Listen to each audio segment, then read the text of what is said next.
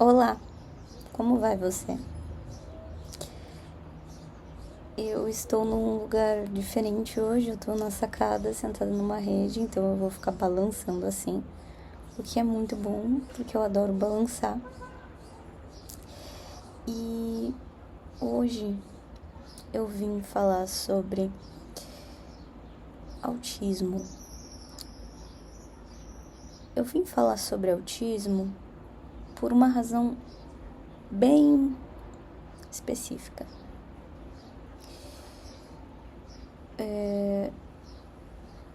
Pessoas autistas enfrentam uma situação que é desoladora, chamada capacitismo.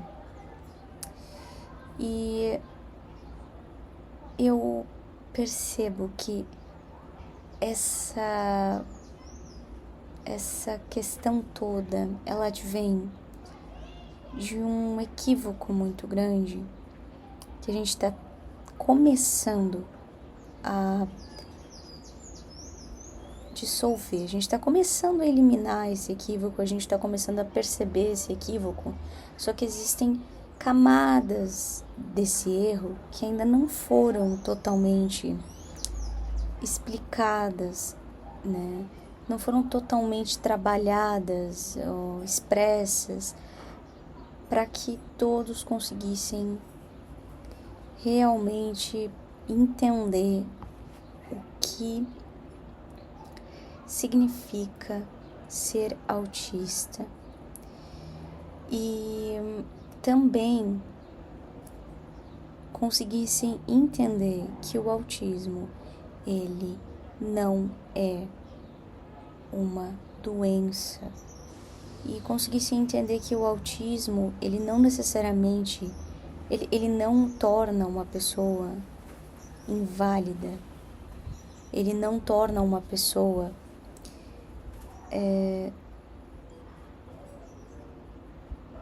necessariamente assim burra.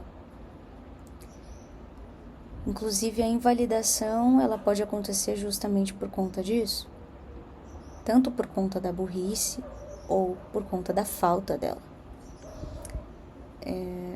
Por que eu digo isso? Porque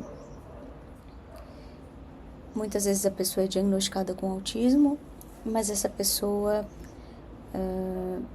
tem alguma deficiência intelectual, tem alguma outra questão também, né? Tem às vezes uma pessoa que tem outras condições atreladas, então automaticamente se nega o autismo, justificando que essa pessoa na verdade é só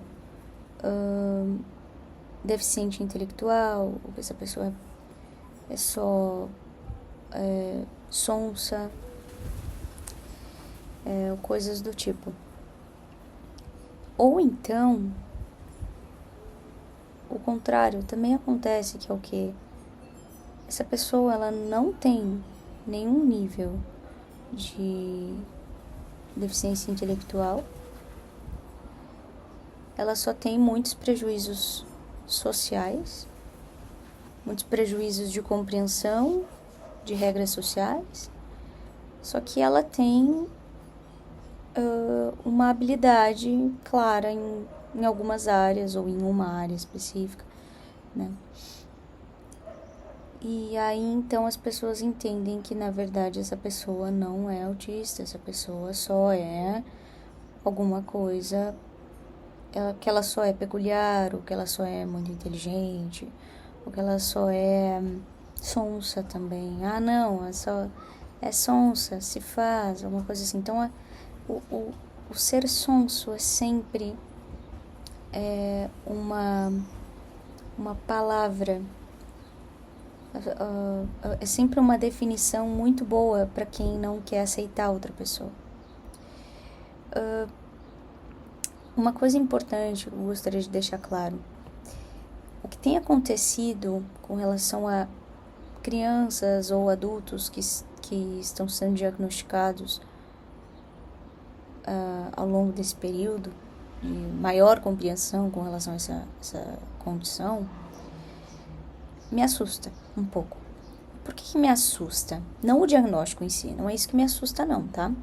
Mas será que as pessoas que estão recebendo, os familiares que estão recebendo esse diagnóstico dessa pessoa, ou essa pessoa que está recebendo esse diagnóstico, ela está conseguindo compreender o significado desse diagnóstico plenamente? Porque se a gente não compreende o significado do diagnóstico de um modo real, a gente começa a abrir margem para gerar confusão, abrir margem para que as pessoas se sintam confusas com relação às nossas necessidades. Olha, ou então, para que a gente começa a realmente sofrer. E não, aqui eu quero deixar bem claro que não é abrir margem num sentido de que a gente é culpado de tudo, porque a gente não é, tá bom? Não é culpa, não é que somos culpados pelo que sofremos, não, jamais. Deixa bem frisado isso para que não me interpretem mal. Eu tô querendo dizer que, sem querer, por conta da nossa própria falta de noção do significado do nosso diagnóstico, a gente pode não se proteger corretamente ou não fazer as coisas corretamente, não se cuidar da forma como a gente deveria.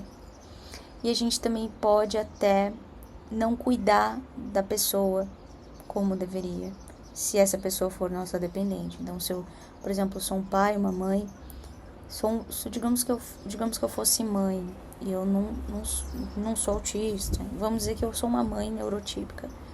Eu vou colocar aqui uma mãe não autista, tá? E aí eu recebo um filho autista.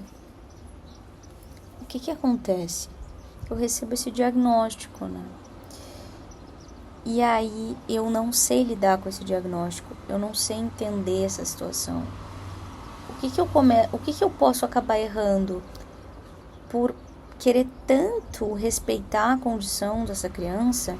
Eu posso prejudicar o desenvolvimento dela sem querer, porque eu começo a entender que qualquer coisa é um desrespeito à condição dessa criança. Então, em vez de eu ir para o lado que desenvolve, que busca fazer essa criança se desafiar dentro do aceitável, eu começo a querer sempre que essa criança começa o caminho oposto. Ela começa a ficar cada vez mais dependente de mim, ela começa a ficar cada vez mais sem compasso nenhum.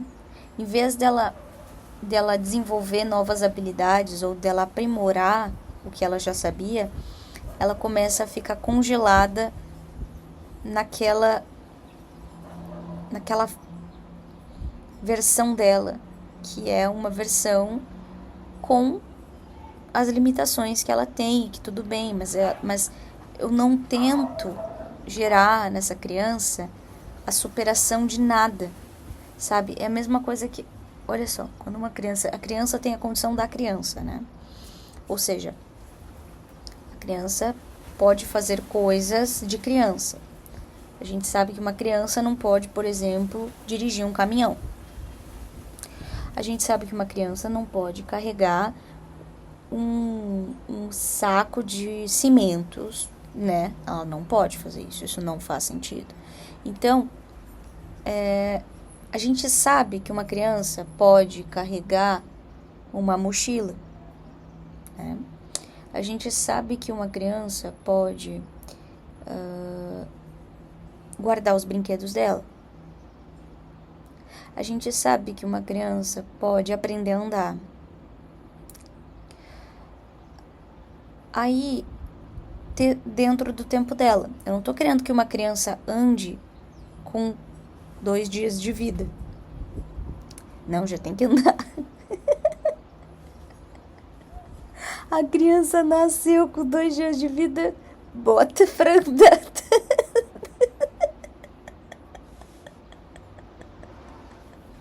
Tá muito atrasada essa criança. 2 dias de vida, não tá andando ainda, não tá indo na academia, não tá tomando whey protein.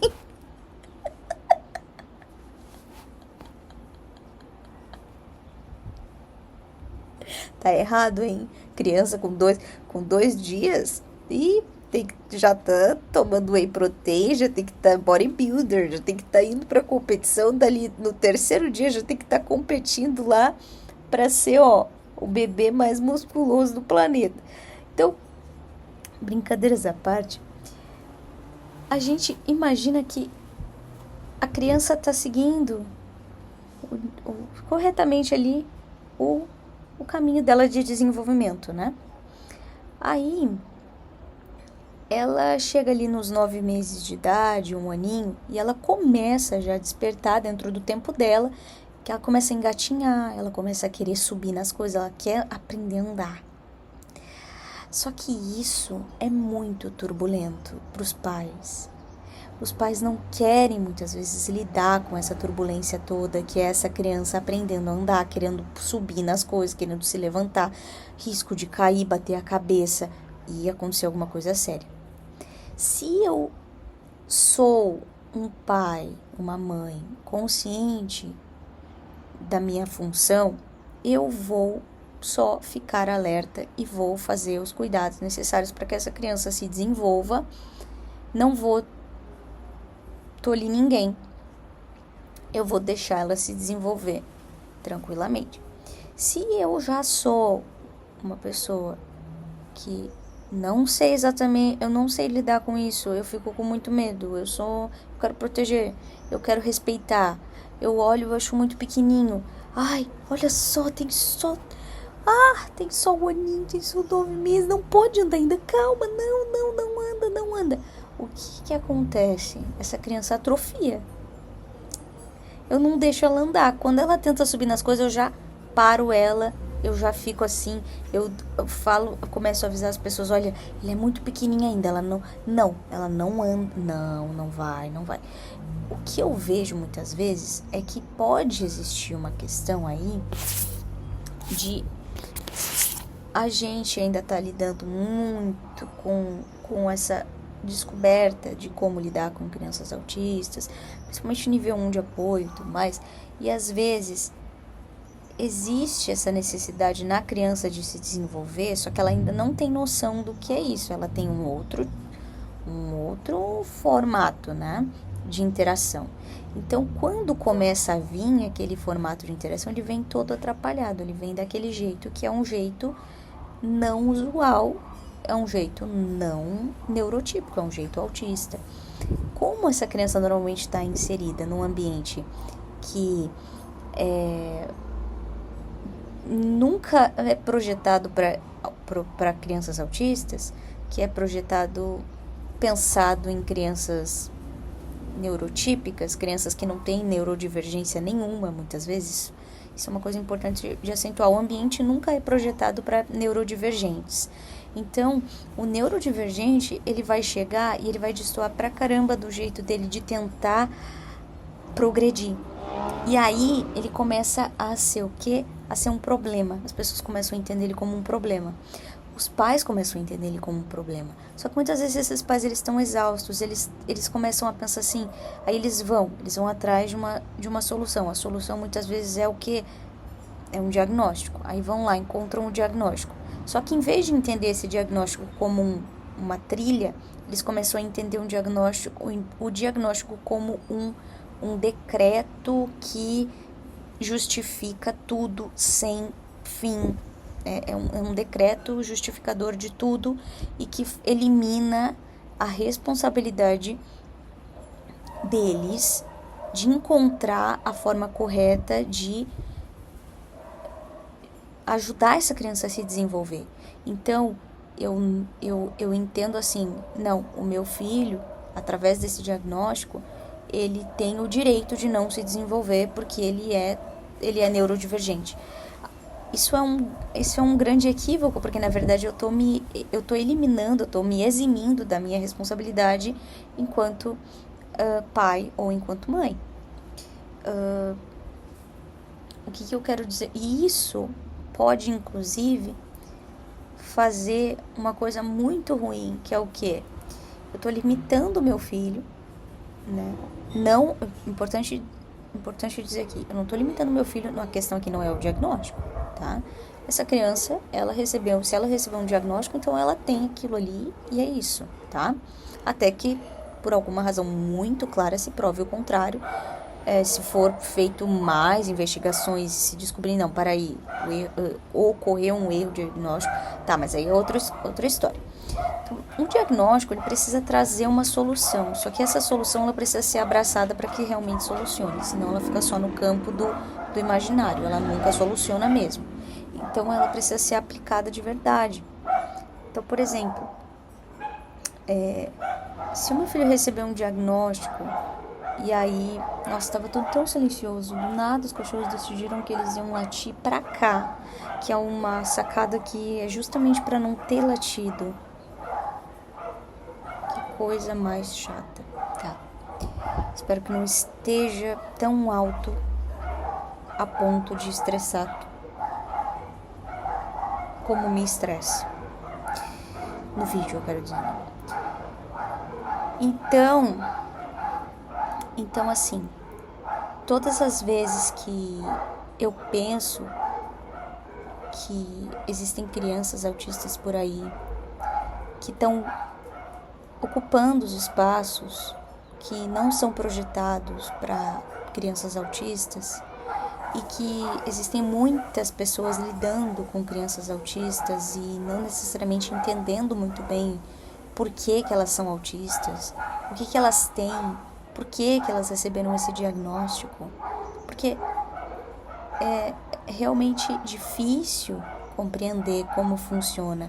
Existem muitos casos, e quem não está dentro da família realmente entendendo o que acontece, nossa, é complicado, porque, olha, eu vou dar um exemplo, assim, ó,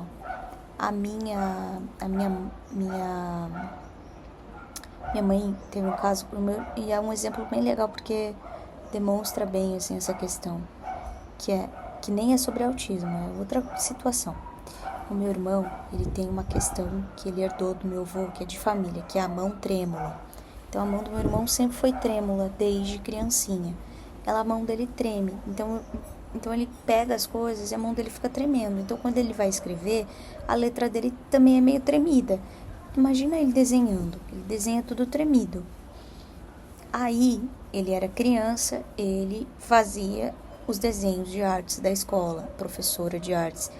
Sempre dizia que ele estava desleixado, que ele era desleixado, que ele não fazia com boa vontade, que ele fazia tudo como quem não quer fazer, né? Sem esmero. O meu irmão dizia, não, eu não tô fazendo desleixado. Só que meu irmão nunca parou para explicar para ela que ele tinha esse problema de mão trêmula.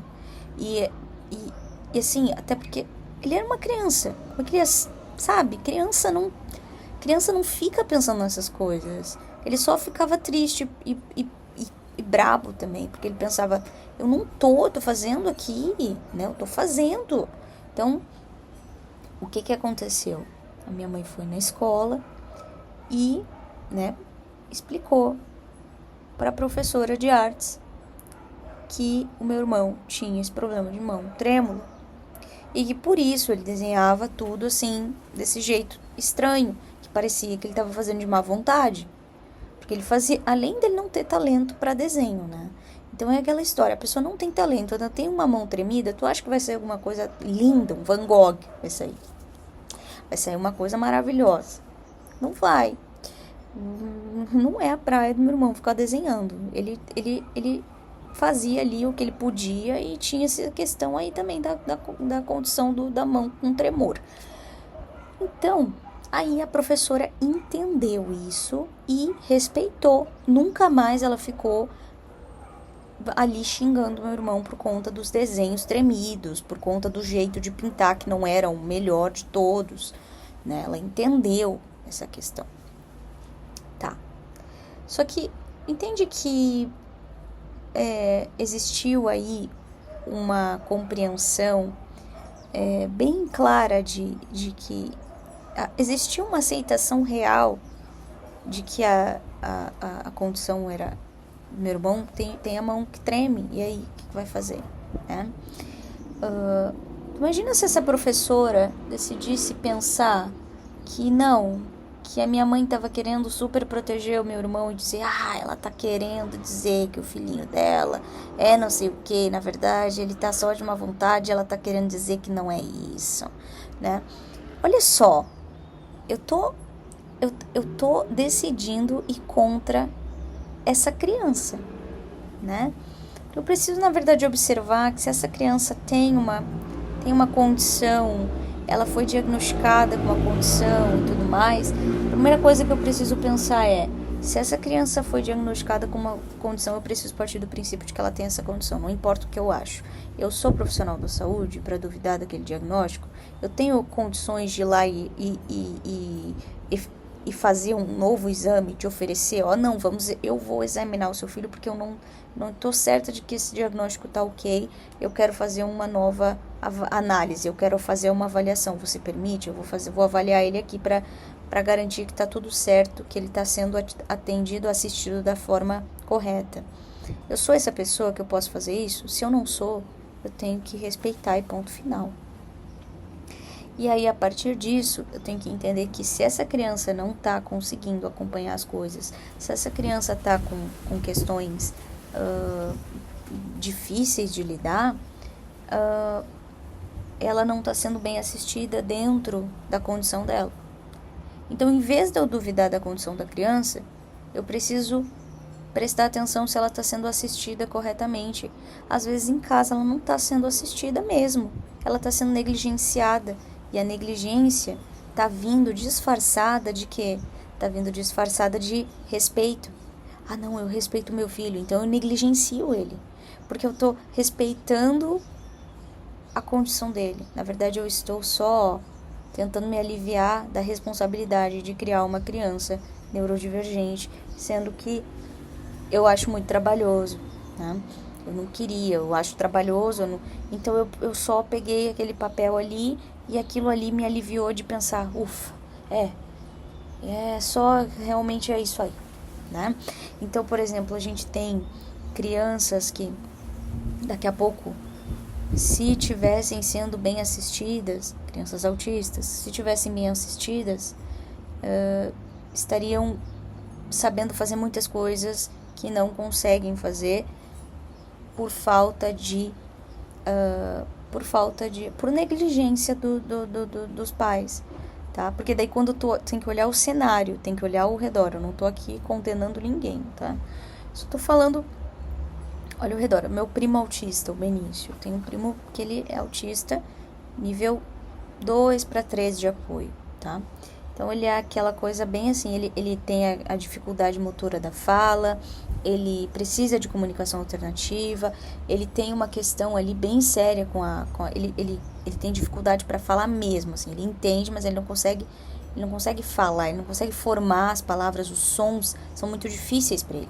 Então, quando eu conheci tudo isso, quando eu me deparei com o Benício, eu percebi o quanto a Ingrid, que é a mãe dele, se dedicava a ir atrás de tudo para ele ficar bem, para ele melhorar, para ele...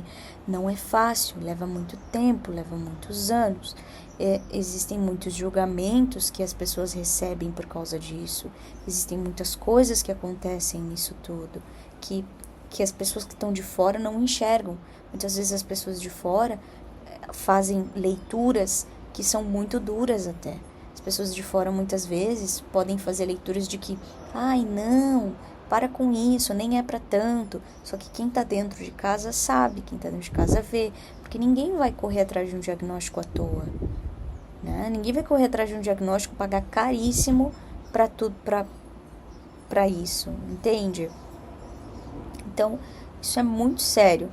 Aí, o Benício, ele aprendeu a dizer, aprendeu a apontar para as coisas ele estava com 5 aninhos, ele começou a apontar para as coisas que ele queria, porque antes ele pegava assim a mão da pessoa e ia até o lugar assim e ficava tipo ele não sabia o que fazer, né? Ou ele só gritava e começava a chorar. Então, ele começou a falar oi. Eu acho que ele tava pra fazer 6 aninhos. 5, 6 aninhos, ele começou a falar oi. Mas ele falava assim, ó. Oi. E era só quando a Ingrid dava, assim, aquela instrução, né? Diz oi.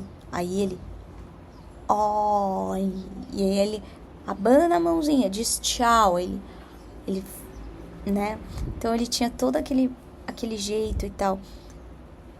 É uma coisa que a gente precisa entender, que esse é um cenário onde normalmente todo mundo entende, né? Todo mundo, não, claro, super aceitável, isso aí mesmo. Então tá tudo bem, isso aí eu sei, todo mundo vai concordar, não precisa mesmo, tem mesmo. Agora, vamos para o cenário onde a gente está lidando com uma criança autista nível 1 de apoio. Ou seja, é uma criança que ela pode ser considerada só difícil. Ela pode ser considerada só muito isolada, tímida. E que muitas vezes também é bagunceira. Que muitas vezes também do nada ela é disruptiva. Do nada assim ela começa uma coisa ali, ela tá lá.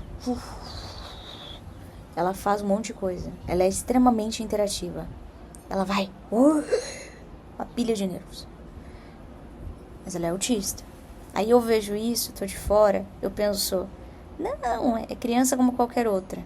Só que dessa criança, quando ela chega em casa, ela tem crise, ela grita, ela chora, ela tem dor, ela tem um monte de necessidades que só quem vê são os pais, né?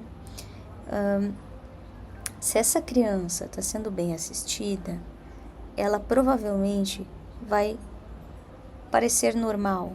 Muitas vezes ela vai parecer só muito teimosa, ou ela pode ser interpretada até como mimada, ela pode ser interpretada até como arrogante, pomposa demais, mimadinha, ou ela quer coisas, ela só precisa de limite, né? São tantas coisas que podem ser interpretadas quando na verdade essa criança ela tem dificuldade de processar certas hierarquias, ela tem dificuldade de entender realmente os limites sociais, ela tem dificuldade de entender as regras, ela tem dificuldade de esperar, ela tem dificuldade de saber as coisas da mesma forma como as outras crianças, ela quer brincar do jeito dela, ela só deixa fazer as coisas do jeito dela. Ela que quer comandar tudo, ela é mandona, ela é restrita, ela não quer fazer uma atividade se não for a atividade que tem a ver com o que ela gosta. Então, tudo isso pode soar como mimo, principalmente se essa criança está num cenário de riqueza, né? E aí, essa criança, se ela não é bem assistida pelos pais, o que acontece? Ela se torna disfuncional ao longo do tempo. Ela pode até ser muito brilhante, tem um monte de coisa, mas ela não é funcional na vida dela. Então, ela não aprende a tomar um banho sozinha, ela não aprende a pentear o próprio cabelo, ela não aprende, de alguma forma, ela não vai nunca conseguir ceder mesmo, ela não vai ter nem aquele processo difícil e árduo que é a fricção social, que ela não vai ser friccionada, porque todas as vezes que ela for passar por isso, ela vai, for passar por esse campo arenoso da socialização, os pais vão impedir, porque eles vão saber que quando essa criança chegar em casa, ela vai estar muito difícil de lidar, porque eles vão ter que lidar com o pós, né? Eles não querem lidar com tudo isso, que é muito difícil para os pais. Então, para eles se aliviarem, eles já evitam o processo de crescimento, de desenvolvimento dessa criança. E não é por maldade, é só por cansaço, é só porque não tem noção do que isso pode ser prejudicado, do que isso leva, né? Para onde isso leva no fim das contas. Então, aquela história do eu quero eu acabo optando por remediar em vez de prevenir. Então, em vez de eu prevenir as coisas que essa criança pode passar lá no futuro, quando ela estiver diante de situações diferentes que realmente eu não vou poder proteger, eu realmente não... Entende? Eu não vou conseguir mais prevenir nada. Ela vai passar por aquilo e depois eu vou ter que encarar igual, entendeu? Então, ou não vou nem aí. Mas aí é uma... Bom, se eu tenho um diagnóstico dessa criança, eu tô sendo displicente, eu tô sendo um péssimo pai e mãe. Se eu não tenho, se essa pessoa foi diagnosticada tardiamente, aí é outra história, né? No meu caso, eu passei por muita coisa que eu sei que eu jamais passaria, se eu tivesse sido diagnosticada na infância, né? Eu fui diagnosticada tardiamente, fui diagnosticada com 19 anos. Eu tava com 19, tinha recém feito 20 anos quando eu recebi meu diagnóstico, em 2018. Então, eu passei por muita coisa por causa disso. Agora, chega uma criança que ela tem, sei lá, ela tem 11 anos, ela é autista, 12 anos, ela é autista, nível 1 de apoio. E ela não sabe nem pentear o cabelo.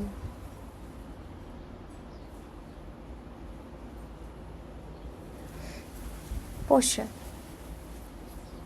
uma criança de 12 anos, imagina se é uma menina de 12 anos, autista nível 1 de apoio, não saber nem como se organizar quando chega a menstruação. Digamos que ela já menstruou, né? Vamos dizer assim. Faltou uma presença ali dos pais. Falta um real cuidado dos pais, porque aí muitas vezes eu como pai ou como mãe, eu fico com pena do meu filho, em vez de eu ajudar ele a se desenvolver, eu fico só ali com pena dele, né? E aí eu não ajudo ele a se desenvolver, então eu não ensino ele a tomar banho, eu não ensino ele a fazer as coisinhas de higiene pessoal, eu não me preocupo em verdadeiramente ver se ele tá conseguindo fazer ou de demonstrar, porque é aquela coisa, vamos fazer juntos, olha só, vamos pentear o cabelo, vou pentear o cabelo, olha como eu faço, faz igual, tenta fazer.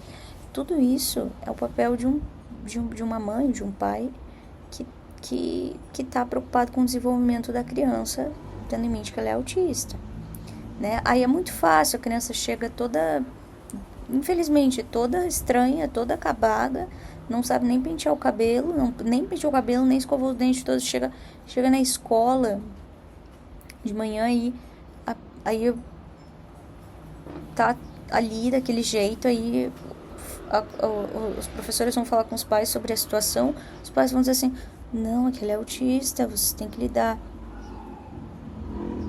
Peraí, mas e aí quando essa pessoa tiver adulta e for pro emprego, vocês também vão ligar e vão dizer, não, meu filho é autista, vocês vão ter que aguentar o mau hálito e o cabelo todo espivetado.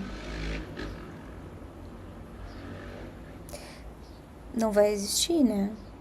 Ah, não, ela não sabe fazer as coisas, não sabe interagir minimamente. E eu também não fiz questão de alguma forma, entende?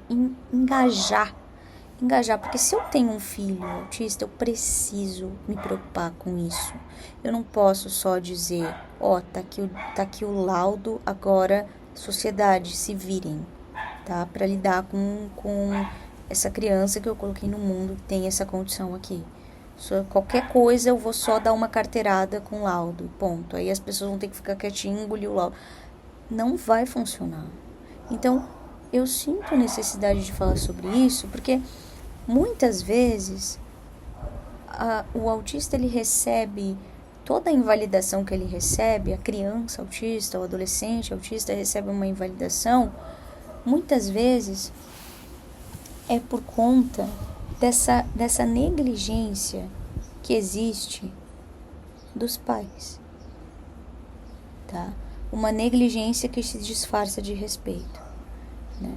Eu não induzo o meu filho a se desenvolver porque eu acho que é uma crueldade qualquer ato de desenvolvimento dele para conseguir estar em sociedade e se adequar de alguma maneira à sociedade, né? Aqui eu não estou dizendo se adequar neurotipicamente. Eu não me adequo neurotipicamente, nem um pouquinho. Eu só estou querendo dizer que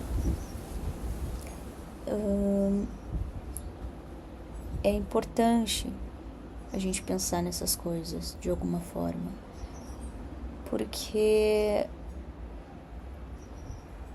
as pessoas estão aí cheias de preconceitos, né? E claro, vai existir gente que vai invalidar justamente por conta do contrário. Vai existir sim. Por exemplo, não, mas essa pessoa super habilidosa, chega aqui sorridente, faz tudo, tá sempre bem arrumada, bonita, não sei o que, tá tudo certinho, faz tudo bonitinho. Ai, nem é nada, ela só é quietinha, só é tímida, só é educada. Gente, a invalidação sempre vai acontecer, né? Então a questão é, se a invalidação acontecer, todo esse processo de auxílio, de aprimoramento, quando a invalidação vem desse lugar onde essa criança, ou essa adolescente, ou esse adulto é visto como uma pessoa que tem as habilidades ali mínimas, né, num alto custo, claro, nos bastidores a gente sabe, só que essa criança, esse adolescente, eles vão conseguir fazer as coisas por si mesmos, tu entende? Quando a gente lida com uma adolescente, uma criança, uma coisa que ele não recebe esse tipo de auxílio, o que vai acontecer com ele depois? Isso que é o preocupante, entendeu? Ele não recebe isso. Quando ele é criança e adolescente, tá tudo bem, ele vai estar ali, os pais vão ir lá na diretoria, sei lá onde, vão dizer, tem um laudo tal, blá blá blá. Aí eles vão ter que aceitar, essa criança vai sofrer igual um pouquinho, mas ela vai ser aceita, porque ela não vai ter muito ninguém vai poder tirar ela dali. Assim, ela vai continuar ali, entendeu? Só que a questão é, quando ela sair desse cenário escolar, as coisas mudam, porque se ela chegar num lugar como adulta e apresentar o laudo dela e só dizer assim, gente, eu sou assim porque eu sou autista, e o ser assim dela é um ser que não consegue nem mesmo fazer higiene pessoal básica, fica muito difícil o mundo para essa pessoa. Muito difícil. A gente pode até se indignar com isso. Como assim? Não sei o que, mas, gente, fica muito difícil. A gente não precisa. Por favor, a gente precisa concordar com isso. Imagina uma situação bem bobinha que tu vai trabalhar com uma pessoa que tá do teu lado todo dia, ela fede. Ela pode ser uma pessoa com a condição que for. Tu não vai querer estar perto dela, né? Não vai, porque ela fede, né? Só que a questão é, essa pessoa tem uma condição tal que faz isso acontecer. A vida é muito mais difícil para ela, né? Só que tu imagina que ela, na verdade, ela faz tudo o que ela pode para conseguir que isso seja reduzido. E isso ajuda muito. Mas imagina que ela não faz nada, porque ela nunca foi nem mesmo auxiliada nisso. Que ela nunca nem mesmo sabia, nunca nem mesmo entendia nada disso. É horrível, né? Existem muitas, muitas crianças e adolescentes autistas assim, principalmente os que não recebem diagnóstico. Mas existem os que recebem diagnóstico e ficam assim por conta dessa questão que eu comentei. Os pais não ajudam porque sentem pena e acham que aceitar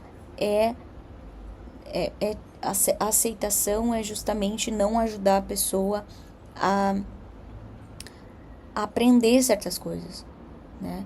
Como se fosse assim, eu aceito que o meu bebê é um bebê porque eu não ajudo ele quando ele começa a querer engatinhar, quando ele começa a querer andar.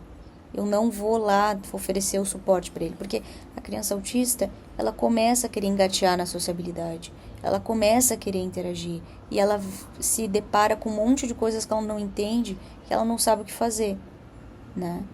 Então, aí eu preciso ir lá e ajudar essa criança a entender como ela pode fazer as coisas sem desrespeitar a condição dela. Se eu não estiver disposto a fazer isso, eu incorro nesse gravíssimo erro de não preparar o meu filho para o mundo e achar que o mundo que tem que, digamos assim, que o meu filho pode não se preparar e o mundo vai ter que engolir a seco. Isso não vai acontecer, isso nunca aconteceu com ninguém, né? Não vai, isso é uma fantasia impossível, né? Os dois lados precisam se preparar um para o outro, como em qualquer situação. Numa interação, os dois lados precisam se preparar para interagir. Então, essa questão, assim, por exemplo, eu não fui preparada para um monte de coisa que eu deveria ter sido preparada. Eu não fui. Por quê? Porque minha mãe, ela nem sabia que eu era autista. Na verdade, eu acabei tendo muitos traumas ao longo da minha vida. Em vez de preparos, eu recebi um monte de trauma que eu tive que resolver e que eu ainda tenho que resolver, porque eu não tinha um diagnóstico, né? Então, essa é a questão. Daqui a pouco, não incorrer num erro contrário, que é quando meu filho recebe um diagnóstico, eu continuo não preparando ele para a vida, agora com a justificativa de que ele tem uma condição tal. Então, em vez de eu simplesmente então o jeito de eu preparar o meu filho para a vida é um pouco diferente, mas eu vou preparar ele, né? Minha função como pai e mãe é preparar o meu filho para a vida. Ele é autista, então eu vou preparar ele do jeito que ele consegue entender as coisas. Agora eu tenho a ferramenta necessária para conseguir trabalhar com meu filho, fazer o meu papel de pai e mãe, né? Essa é a questão que eu tô querendo abordar. E aí, isso que às vezes eu acho que para garantir, gente, que quando a gente recebe a negação a invalidação e a invalidação social, é garantir que, independentemente dela, a gente tá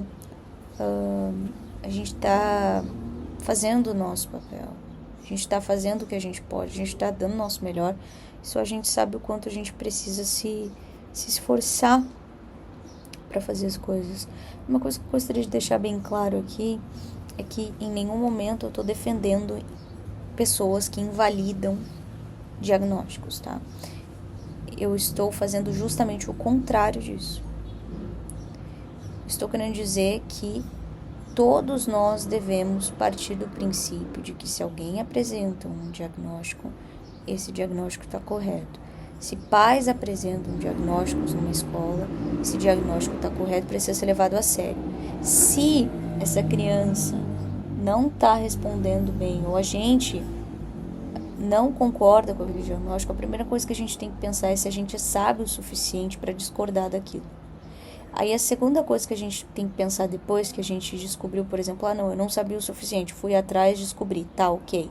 Agora, eu preciso entender, será que essa pessoa está recebendo o suporte verdadeiro que ela precisa em casa para se desenvolver? Aí eu vou atrás da solução real. Porque o mais importante é garantir que essa criança consiga se desenvolver e não se um diagnóstico está certo ou está errado. Eu vejo muita discussão disso. Se o diagnóstico é real ou não é. Gente, dane-se, essa criança precisa se desenvolver e ponto final. Se ela tem um laudo tal e ela precisa se desenvolver, então vamos partir do princípio de que ela tem essa condição que precisa de um jeito diferente de trabalho para poder se desenvolver. Se eu começo a aplicar esse trabalho diferente para ela se desenvolver e ela não desenvolve, aí é porque realmente pode ter alguma coisa errada com o diagnóstico dela. Aí eu entro e falo, olha, eu estou aplicando um modo de desenvolvimento dessa criança, não está funcionando esse modo aqui. E aí agora, o que eu faço? Né? Porque eu tô entendendo que essa criança não tá conseguindo responder. E supostamente era para ela responder isso aqui. Então é a reação adversa que vai ditar. E não o que eu acho, o que eu penso, as minhas convicções pessoais. Assim como o pai e a mãe também, né? É importante que o pai e a mãe comecem a entender que eles são primordiais nessa situação, que eles não podem só chegar e atirar um troço lá e dizer, não, se virem aí, sabe? E também ai gente, é tão complicado.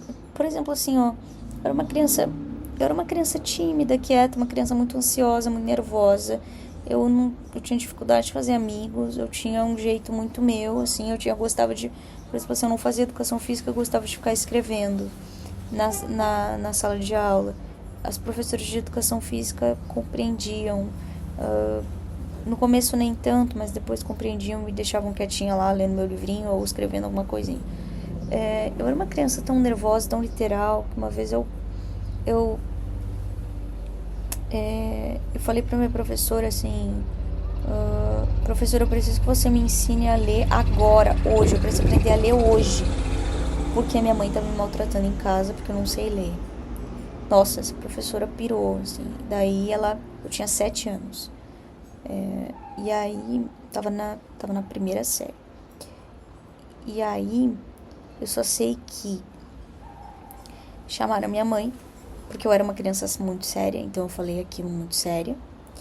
E a minha mãe foi lá e, na verdade, era outra história. Na verdade, aí quando a diretora me chamou pra conversar e tal, eu falei que a minha mãe tava me maltratando porque ela não queria ler mais de uma historinha pra eu dormir e aquilo ali não era certo. E aí eu queria mais historinhas e ela não lia, então ela tava me maltratando e eu tinha que aprender a ler logo pra ela parar de me maltratar.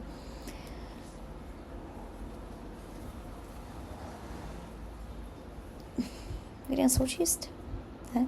Mas eu não era uma criança que apresentava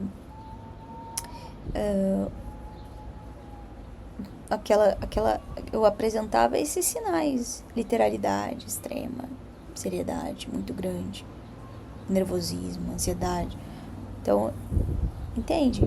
Chegava em casa, às vezes batia a cabeça na parede, né? Sozinha eu fazia isso. Do nada, assim, eu olhava pra parede e queria bater a cabeça na parede.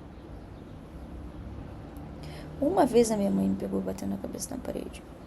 Só que, nessa época, autismo em meninas não existia. Eu era só uma guria estranha, assim. Minha mãe me levou e tal. Eles falaram que não era nada. Então, sabe? Ninguém sabe da vida de ninguém sabe de nada nesse sentido. É bom a gente começar a respeitar essas questões e só procurar sempre entender que se eu sou pai de uma criança autista, eu preciso entrar no modo assim, ó, eu vou fazer o meu máximo pro meu filho se desenvolver sem ser negligente por medo de ensinar, sem entrar na negligência que é disfarçada de respeito. E se eu sou um professor, eu tenho que chegar também respeitando a condição dessa criança, entendendo que eu não posso negar um diagnóstico, sendo que eu não sou um profissional da saúde, eu sou um educador, né? Eu sou outra área, né? Então, se eu não posso aplicar um exame psicológico, eu não tenho que dar palpite sobre nada. Se eu não tenho ali poder disso, porque eu não me formei em psiquiatria, eu não sou psiquiatra, eu não sou psicólogo, eu não sou psicólogo especialista em nada, eu não sou nenhum profissional das áreas necessárias para diagnosticar uma criança. Eu tenho que ter a certeza de que eu não sei mais do que esse profissional. E de que eu não posso aplicar um exame que esse profissional aplica para chegar nas conclusões que ele chega sobre uma pessoa, né? Então, eu falo isso como alguém que passou por exames, passou por todos os testes necessários para descobrir tudo que descobriu sobre a própria condição, e que a descoberta da minha condição foi o que solucionou a minha vida, que me trouxe alívio, que resolveu muitos problemas na minha vida. Isso é um ponto importante. Se o seu laudo ele não está resolvendo coisa nenhuma na sua vida, tem alguma coisa errada com o seu laudo. Porque laudo vem para solucionar problemas. Ele diagnostica para poder trazer algum tipo de alívio e solução. Se ele não traz, então é porque ele está errado. Nem que seja tomar os remédios necessários, fazer as terapias necessárias, fazer os procedimentos necessários, mas alguma solução ele traz, e essa solução, ela realmente ajuda e traz melhoria para a tua vida. Se ela não traz melhoria para a tua vida, então ela não tá no diagnóstico correto. Tem que procurar outro, tem que continuar investigando alguma coisa para entender o que está acontecendo, tá? Então, é isso. Eu senti vontade de desabafar sobre isso, e espero que realmente isso faça sentido aqui. Eu percebo essa banalização do autismo como uma coisa que envolve o gostar ou não gostar. As pessoas estão entendendo muito que ser autista é eu gosto ou não gosto de alguma coisa, sendo que tem uma situação que não tem nada a ver com isso. Não é, não gosto de festa, não gosto de barulho. Sabe, chega, eu não aguento mais isso. A pessoa acha que é só uma questão de opinião, que eu opino de um jeito, eu não opino. Não é sobre isso, né? É uma questão de realmente você não fazer certas coisas porque você não suporta aquilo. Você não consegue suportar no nível de... tem gente que fala assim, eu também não suporto, mas a pessoa tá lá. É bem ruim, né? Eu também não gosto. É muito difícil, mas a pessoa tá lá. Eu não tô. Não tranquila. A pessoa, o barulho de palma me incomoda muito também. Mas a pessoa tá lá recebendo palma. E não tá tendo crise por isso, não tá tendo dificuldade por isso, tá agradecendo. Depois, se ela tem alguma dificuldade, ela vai ter uma dorzinha de cabeça, mas ela vai aguentar. No meu caso, eu recebo uma palma e fico assim. Depois eu entro em crise. Na adolescência, eu tinha crise, né? Então, assim, essas coisas todas, elas precisam ser mais esclarecidas. As pessoas precisam parar de achar que autismo é uma questão de opinião. Só que elas só vão parar de fazer isso quando a gente parar também de de alguma forma, às vezes, assim, de tangenciar, como aconteceu com essa coisa da Barbie, sabe? Um monte de autista, muitas vezes, tangenciando tudo. Gente, vamos começar a entender que é importante, sim, se manifestar de uma forma que não tangencia, tá? Porque senão fica tudo mesmo assim, uma bagunça, uma coisa louca. Não faz sentido mesmo. Então,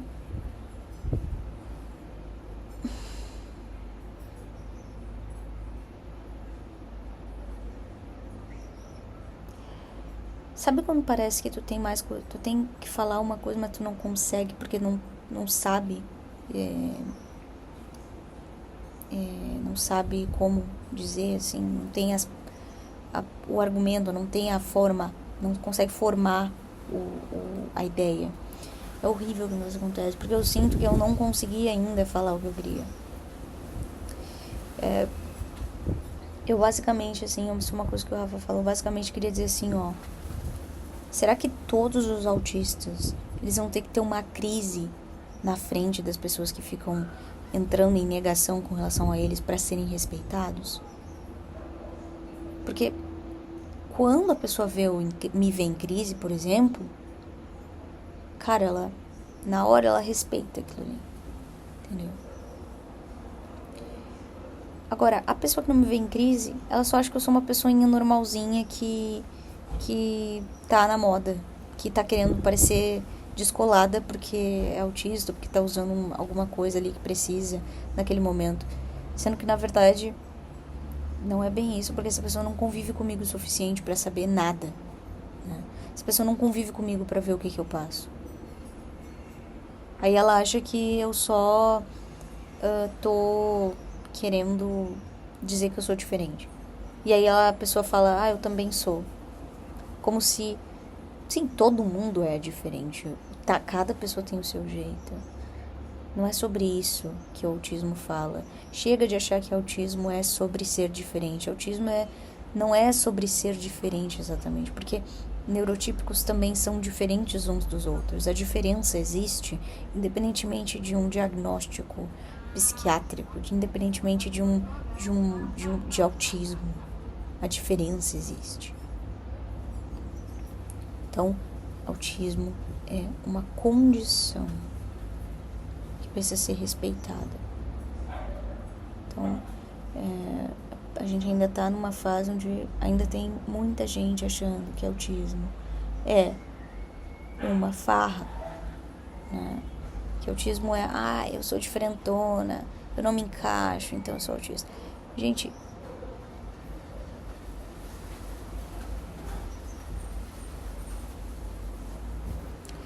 é cansativo, real, assim. É bem cansativo lidar com esse tipo de coisa, porque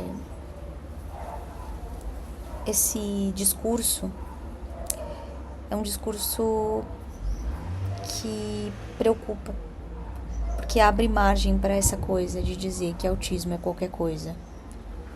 Autismo não é qualquer coisa. E o problema é que enquanto tem gente discursando que autismo é qualquer coisa, tem gente ouvindo que autismo é qualquer coisa, e aí começa a achar que tem o direito de julgar o que é o qualquer coisa de autismo e o que é qualquer coisa de qualquer coisa. Olha que coisa ridícula isso que eu tô falando agora, né? Mas é isso que eu sinto hoje em dia quando eu vejo as coisas, quando eu vejo esses assuntos assim, sendo tão banalizados, né? Então, é aquela coisa, como ficou tudo assim, tanto faz, como uma zona cinzenta, tão forte, ficou tão cinzento essa situação, que existem milhares de pessoas que se sentem no direito de definir o que elas concordam ou não concordam sobre essa condição ou sobre pessoas que têm essa condição. Tu chega e fala que tu é autista, as pessoas dizem, eu não concordo. Não, nada a ver. É tipo como quem diz assim, eu sou feio. Rapaz, tu é linda. Sabe? Ou então, eu sou autista. Sim, eu também. Tipo, somos, né? Somos lindos. Tipo, como se autismo fosse um adjetivo, assim, né? Então, isso tá ridículo. Chega. Chega de fazer isso com as pessoas, sendo crianças, adultos, o que quer que seja. Chega. Isso banaliza tudo, né? É que nem o papo de bipolar, né? A pessoa chega e fala que é bipolar, pode ter gente que faz a mesma coisa. E diz, eu também sou bipolar, meu Deus, esses dias. Eu tava afim de ir ali, depois tava afim de ir aqui. Eu sou bipolar. E a pessoa que é mesmo bipolar, ela olha e pensa, cara, que isso? Deixa eu sair daqui agora. Complicado. Mas eu acho que vai passar, isso tudo vai passar. É só um momento aí que as pessoas estão tendo que desmistificar inúmeros conceitos que foram aprendidos ao longo de muito tempo e que estão tendo que ser desaprendidos, eliminados da cabeça de tudo que a gente, porque não é só pessoas comuns, assim, leigas que estão fazendo isso. Existem médicos fazendo isso, existem profissionais da saúde fazendo esse tipo de coisa também. Que tá num prisma, num olhar julgador de alguém que não tá atualizado, que não tá sabendo de nada e que tá só querendo manter um padrão capacitista, um padrão ali de desrespeito com relação ao que já se entende pro autismo atualmente. Então, é isso, gente. Acho que eu queria conversar um pouco sobre essas coisas todas, porque eu tava sentindo falta mesmo de falar e não necessariamente chegar em lugar nenhum, né? Eu não quero chegar em lugar nenhum com essa história toda, eu só queria falar mesmo. E eu sei que falar sobre isso é um risco muito grande. Existem pessoas que podem me interpretar super mal, pensar um monte de besteira, mas eu não me importo. Sabe por quê? Porque eu já passei por tanta coisa, já fui tão julgada de tanta coisa, já fui tão... que pra mim tudo é um grande dane-se, assim. Dane-se tudo. Então, me acha feia, me acha bonita, acha que eu sou, acha que eu não sou, acho que isso, acha que aquilo. Ai, que saber, amanhã eu tenho que trabalhar igual. O dia vai continuar hoje continua sendo domingo, amanhã continua sendo segunda-feira. E eu vou continuar tendo todas as minhas responsabilidades normalmente, independente. E isso não depende da opinião sobre mim que alguém venha a formar, né? Se a pessoa forma uma opinião sobre mim de que eu sou alguma coisa que eu não sou, eu vou continuar tendo as mesmas necessidades que eu tenho diariamente. E que quem me auxilia e supre muitas delas são as pessoas que estão comigo ao meu redor, convivendo e, graças a Deus, me aceitando, me respeitando e sendo muito, muito, muito amorosas comigo. Então, minha família toda tá comigo e eu não preciso me preocupar com isso, né? Então, eu fico preocupada com as pessoas que não têm essa rede de apoio. Nem em casa, são negligenciadas e nem, muitas vezes, ninguém percebe que tá negligenciando e ninguém percebe, e a criança ou a pessoa muito menos percebe que está sendo negligenciada nas próprias necessidades. Muitas vezes, como eu comentei, que eu tô grifando muito essa tecla até o fim, que é essa tal dessa negligência disfarçada de cuidado, né? Ou de respeito, né? Então eu cuido negligenciando, a minha negligência eu chamo de respeito, e aí isso é um perigo muito grande que a gente está correndo agora, né? Aquela história de não, eu não vou ensinar porque vai doer demais, essa pessoa tem esse jeitinho, não vou ensinar, que é aquela coisa assim que até a gente pode considerar que é aquela cultura que precisa ser eliminada, que é uma cultura da visão de que se a pessoa é autista, então ela não tem capacidade nem mesmo de aprender, né? Então eu não vou nem me dar o trabalho de tentar ensinar para essa criança não sofrer porque ela não é capaz de aprender. Entende? Às vezes eu acho que isso pode ser um grande equívoco. Eu só não posso tentar extrapolar a capacidade dessa criança no sentido de querer punir ela por não conseguir na hora. Ela precisa só se sentir sempre disposta a tentar. Tipo, se ela não sabe amarrar o cadarço ainda, ela precisa continuar tentando, achando aquilo uma boa tentativa, como se fosse uma brincadeira. Tentar, vamos lá, vamos amarrar o cadarço. Se a criança diz que não, tudo bem, isso aqui todo dia tem que oferecer, todo dia tem que fazer. Isso daí é uma coisa importante. É que eu acho que muitas vezes, talvez os pais cansados de oferecer e ver que a criança não ignora ou não respeita, às vezes os pais começam a pensar assim, não, nem vou mais oferecer, nem vou mais tentar, porque dane-se, a criança não vai, ela, sabe, só que não, todo dia tem que nem fruta, que nem legume, que nem tudo, assim, é uma coisa que eu sinto que às vezes, se os pais recebem um diagnóstico de autismo, às vezes eles podem incorrer nesse erro, né? Isso pode ser muito prejudicial. Eu tô bem afim de falar sobre isso, né? Acho que deu pra perceber, porque eu não canso de repetir essa situação toda. Acho que eu poderia colocar isso em looping, sem parar falando isso. Sem parar falar isso, assim. As crianças precisam de apoio, mesmo quando parece que elas não são capazes de fazer alguma coisa. Os pais precisam continuar acreditando no potencial de que elas façam aquilo, porque um dia elas vão conseguir fazer aquilo. E os pais precisam sempre estar ali dispostos a, no mínimo, fazer um convite para essa criança, para que ela faça aquilo. Fazer um convite para aquela criança em forma de brincadeira, em forma do que quer que seja, para que essa criança sempre sinta que está evoluindo. Porque por mais que a criança não expresse isso com palavras, pai e mãe, eu estou sentindo que vocês estão fazendo um ótimo trabalho, eu estou conseguindo sentir por dentro as engrenagens do meu crescimento. Óbvio que a criança não vai fazer isso, né? Mas a criança se sente cada dia mais amada.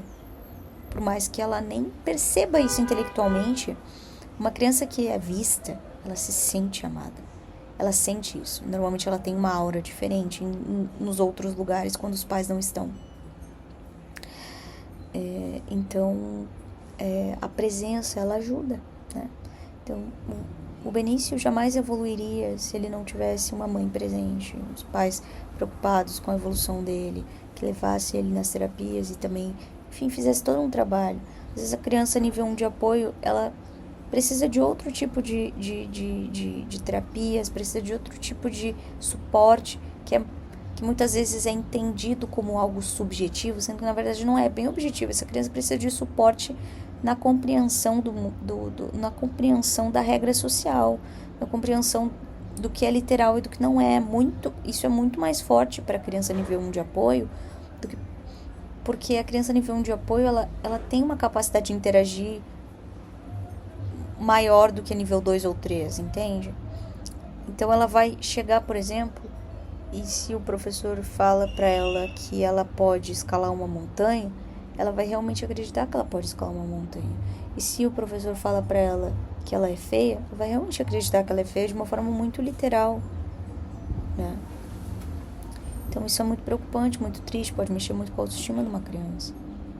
Então, é muito doloroso. Esse tipo de coisa exige um tratamento diferente para a criança autista nível 1 de apoio, que muitas vezes os pais não sabem como fazer, porque eles sentem isso muito... confundem muito essa criança com uma criança neurotípica. E isso pode ser muito difícil. Uma criança não autista pode capta coisas que uma criança autista não capta, mas ela não capta, mas ela continua interagindo, entende? Então a criança não autista, ela pode parecer... A criança autista, ela pode parecer não autista, sendo nível 1 de apoio, para o neurotípico que não entende, que não sabe, né, como funciona tudo isso. Isso é perigoso, porque é como dizer que um cego que já está acostumado a trilhar um caminho, ele não precisa mais nem da guia dele, pode ser confundido com um vidente, né? E aí? Mas ele não é. Aí quando chega uma questão ali, todo mundo conclui, aprendeu a ver, tá vendo, ele vê agora. Só que na verdade, ele só decorou um caminho. Aí mudou uma rota, ele tropeça e cai. Sem a guia, né? Isso é perigoso. Essa guia é necessária para o autista nível 1 de apoio. Então, isso é uma coisa muito importante.